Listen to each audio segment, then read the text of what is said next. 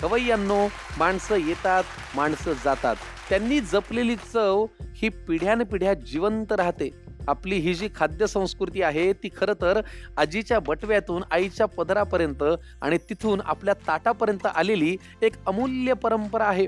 पण काळानुसार ही परंपरा हरवू नये म्हणून तिला शब्दांच्या चौकटीत साठवून ठेवणं हे फार मोलाचं काम आहे, ज्याला इंग्लिशमध्ये डॉक्युमेंटेशन असं म्हणतात.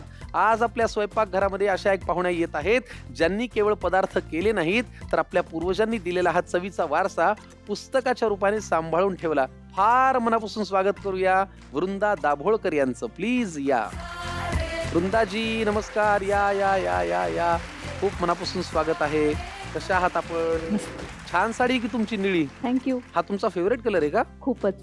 वृंदाजी आपण कुठे राहता? मी ठाण्याहून आले. बर, कोण कोण असतं घरी तुमच्या? माझी मुलगी आणि आम्ही दोघं नवरा बायको. बर, तुम्ही लेखिका आहात का फक्त खाद्य परंपरेवरच पुस्तक लिहिलंय? सुदैवाने बऱ्याच वेगवेगळ्या गोष्टींवरती लिहिलंय, पण सुरुवात अर्थातच खाद्यपदार्थांपासून झाली. वा. लॉकडाऊनच्या काळामध्ये जेव्हा सगळेजण काही काही लिहित होते आणि घरी काही काही करून बघत होते, त्यातलीच मी एक. बर. पण असं वाटलं की हे जे आपल्याकडे आहे ते लोकांपर्यंत पोहोचावं. आणि पहिला जो लेख लिहिला तो जवळजवळ लाखाच्या घरात पोहोचला. हो का? एवढा व्हायरल झाला. आणि काही दिवसांनंतर माझंच नाव कट करून तो लेख माझ्याकडे परत आला.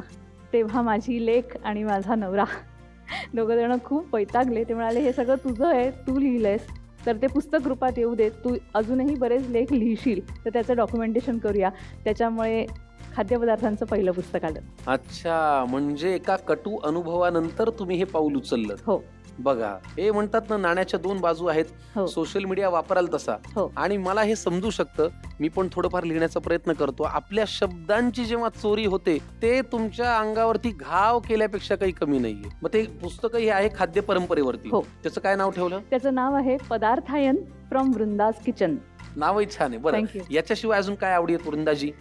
मी रेग्युलर निवेदन, सूत्रसंचालन, अभिवाचन, कथाकथन करत असते. कविताही वाचायला आवडतात. घ्या, आपल्या आवडी म्हणजे एकदम पॅरलच आहेत. अगदी. कथाकथन काय, निवेदन काय, सगळं. मला पण फार आवडतं निवेदन करायला. स्वयंपाकघरी प्रयोगशाळा आहे प्रयोगशाळा आणि मला चला. प्रयोग करायला खूप आवडतात. मला पण खूप आवडतं. फक्त माझे नाटकाचे आहेत, तुमचे स्वयंपाकाचे आहेत. तर आज दोन प्रयोग करणारी माणसं, प्रयोगावर प्रेम करणारी माणसं, वृंदाजी आणि संकर्षण. स्वयंपाकघरात जाऊया. ठाण्याहून आमच्या वृंदाजी इथे आलेले आहेत. त्यांना घेऊन जातो स्वयंपाकघरात आणि मग आपण पदार्थ बघूया. चालेल? Yes. या, प्लीज वेलकम. कसं वाटलं तुम्हाला इथे येऊन? खूप सुंदर, खूप छान आहे की पॉझिटिव्ह वाटलं. आणि माझं किचनही असंच प्रशस्त आहे घरातलं, त्याच्यामुळे माझ्या घरात मी काम करते असं फिलिंग आहे. वा वा वा. ओके, पहिला पदार्थ कुठला आहे आपला? केळफुलाचं पॅटीस खरं तर, पण त्याला आम्ही केळफुलाची पारी म्हणतो.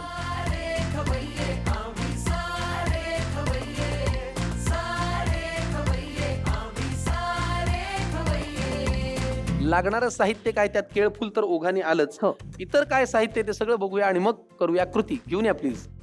केळफूल, त्यानंतर बेसन, रवा, तांदळाचं पीठ, कांदा, उकडलेला बटाटा, हळद, मीठ, लाल तिखट, आलं लसणाची पेस्ट, त्यानंतर कोथिंबीर, बारीक मिरची चिरून घेतली आहे, जिरे पावडर, गरम मसाला पावडर आणि धणे पावडर. साहित्य तसं अगदी मोजकं आहे. हो. फक्त केळफूल कुठल्या सीझन मध्ये अवेलेबल असतं असं काही आहे का? केळी 12 महिने मिळतातच, त्याच्यामुळे केळफूल 12 महिने मिळतं आपल्याकडे. ठीक. आणि ते छान नाजूक असेल तर त्याचं आणखीन छान चव त्याची आपल्याला लागते. मग हे नाजूक आहे का? हो, नाजूक आहे. अरे वा, छान. चला, काय करूया पहिल्यांदा? मी दाखवते. त्याआधी आपण स्टीमर ठेवूया का, कारण आपल्याला पुढच्या कृतीला लागणार आहे. ही एक एक म्हणजे खरं तर हे असं तोडून घ्यायचंय, अखंड काढायचं, हे असं हातात धरायचं. पद्धत आहे जी आईने शिकवली आहे ती मी दाखवते. हो हो. त्याच्यानंतर हा जो एक बोंड असतं हो. ते आपल्याला काढावं लागतं आणि ही पाकळी आहे ती सुद्धा आपल्याला काढून ठेवावी लागते. बरं. ओके. आणि हा बोंड काढला गेला पाहिजे, नाहीतर ती भाजी कडवट लागेल, थोडीशी खाज येईल. मला पण एक करू द्या बरं. द्या. म्हणजे मलाही कळेल तुमच्या आईने तुम्हाला नेमकं काय शिकवलंय. बघा, हो. हा बोंड जो आहे हा काढला. हा काढायचा. हो. हा मी काढला. आणि ही पाकळी आहे. कोणती पाकळी? ही पाकळी आहे. खाली खाली खाली खाली असते. हे अच्छा. बघा. अगदी नाजूक येते. हा हे बघा. हा, ही पाकळी. हा, हे काय काढून करायची? ही पण काढायची. ह्याच्याने काय कडवटपणा मरतो? कडवटपणा मरतो. आणि ज्याला आपण चीक म्हणतो किंवा आमच्या कुडाळ देशकरांमध्ये त्याला राप म्हणतात. राप? तर तो राप हातालाही लागतो. तुम्ही जर बघितलं तर त्याचा तुम्हाला गंध येईल हाताला. अच्छा. कोणाला ॲलर्जी सुद्धा येते. तर त्याच्यामुळे ही भाजी व्यवस्थित शांतपणे नीट करायची. म्हणजे अगं भूक लागलीये, करू का केळफुलाची भाजी, असं नाही नाही होत. नाही अजिबातच नाही. त्याला व्यवस्थित प्रोसिजर आहे. बाळंतिणीचं संगोपन आहे. अगदीच. आणि हो की नाही? जेव्हा तुम्हाला टेस्टी खायचं असतं त्याच्यासाठी वेळ लागतोच. मी या नीट करून आणल्यात पाकळ्या. तर आपण त्या घेऊया. आता पहिल्यांदा आपण पाणी घेऊया, मिठाचं पाणी करूया, त्याच्यामध्ये हे घालून ठेवूया. एक 5 मिनिटं साधारणतः छान ते त्याचा राप निघून गेला की ते पाणी निथळून टाकायचं आणि हे वाफेला लावायचं. ठीक आहे. ठीक आहे. थोडं पाणी घालायला लागेल अजून. ते बुडेल इथपर्यंत ते पाणी हवं. नंतर आपल्याला या कृतीसाठी पाणी लागत नाही.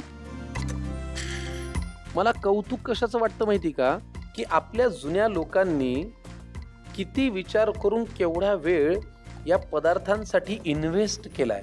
अगदीच. आणि केळफूल का खावं, म्हणजे आमच्या घरी कायम आई सांगायची, महिन्यातनं एकदा तरी केळफुलाची भाजी खाल्लीच गेली पाहिजे. कारण त्याच्यामध्ये लोह आहे, त्याच्यामध्ये पोटॅशियम आहे, मॅग्नेशियम आहे. आणि आत्ता जे आपण सगळेजण लढतोय ना मानसिक ताणतणावासाठी, गोळ्या घेतोय, डॉक्टरांकडे जातोय, ही भाजी मानसिक ताणतणाव कमी करते जर महिन्यातनं एकदा खाल्ली तर. बापरे. हो. मला तर ब्रेकफास्टलाच घेतली पाहिजे ही भाजी. एक 5 मिनिटं आपण हे ठेवूया. बरं. आणि मग त्याच्यानंतर आपण स्टीमर ठेवला तर त्याच्यामध्ये आपण नंतर ही भाजी घेऊ. ओके, चालेल. मग आपल्याला 5 मिनिटं वाट बघायला लागेल. हो. तोपर्यंत गप्पा मारूया. चालेल ना. तुम्ही एक छानसं पुस्तक लिहिलंय. हो. आता मला जेव्हा नाटकाचं स्क्रिप्ट सुचत असतं तेव्हा मी हस्ताक्षरात लिहितो. किती घाण आलं तरी मी हाताने लिहितो. मग नंतर ते लॅपटॉप वरती टाईप करतो. हो. तुमची पद्धत कशी आहे लिखाणाची? कागद आणि पेन. त्याच्यात सुख आहे की नाही? त्याच्यात सुख आहे आणि त्याच्यात मिळणारा जो आनंद आहे तो खूप वेगळा आहे. आपल्याला हवं तिथे कट करता येतं, तो शब्द बदलता येतो किंवा अशा सगळ्या गोष्टी आपण करू शकतो. फार छान. Safer side. पण तुम्हाला एक सांगू, जसं गृहिणींना किंवा स्वयंपाक करणाऱ्याला किंवा करणारीला फोडणीचा चर आवाज सुखावतो ना, सगळे घरातले झोपल्यानंतर तुम्ही लिहायला सुरुवात करा. पेन कागदावरती चालत असतानाचा जो आवाज आहे ना, त्याचं सुख फक्त लिहिणारा माणूसच अगदी जाणवू शकतो. हो मी की नाही? रिलेट करू शकते. त्याच्यामुळे ते सुख फार निराळ आहे. पण आत्ताच्या काळामध्ये आपल्याला लॅपटॉप आहे, टॅब आहे, या गोष्टींची आवश्यकता भासते. 5 मिनिटं झालेली आहेत. व्हॉट नेक्स्ट वृंदाजी? थोडस गॅस कमी करूया कारण आता स्टीमर छान त्याची वाफ तयार झाली आहे. हो, मस्त छान.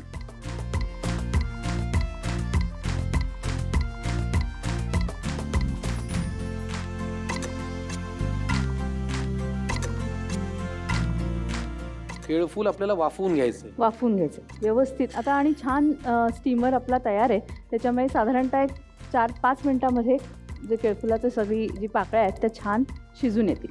ओके, मग आपण हे केळफूल तर वाफवायला ठेवलं. इकडे पहिल्यांदा काही करण्यासारखं आहे का? हो. आता आपल्याला पारी करून घ्यायला लागेल. तर त्याच्यासाठी बटाटे आणि बाकी सगळं मिश्रण करायला लागेल. मला एक बाउल लागेल त्यासाठी. घ्या.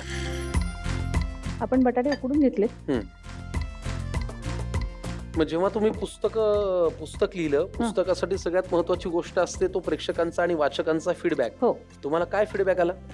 सोशल मीडियावरती प्रत्येक लेख हा, जसं मी म्हटलं की 1 लाखापासूनच पहिल्या लेखाला मान्यता मिळत गेली आणि त्याच्यानंतर म्हणजे असं व्हायला लागलं की तू का लिहितेस, आम्हाला त्रास होतोय तुझ्या लिखाणाचा, तू जेवायला तरी बोलव, नाहीतर लिहिणं बंद कर.